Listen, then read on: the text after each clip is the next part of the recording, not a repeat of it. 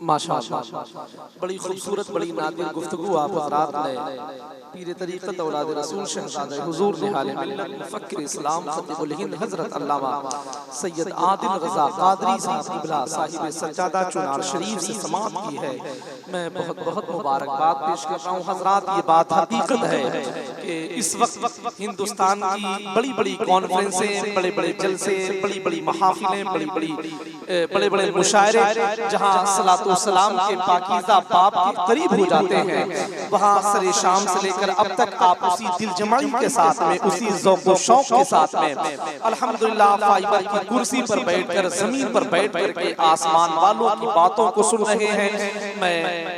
میں حضرت سید امجد حسنین صاحب قبلہ کی طرف سے، حضرت علامہ مولانا نور الدین صاحب قبلہ کی طرف سے، حضرت مولانا احمد رضا صاحب قبلہ کی طرف سے، حضرت مولانا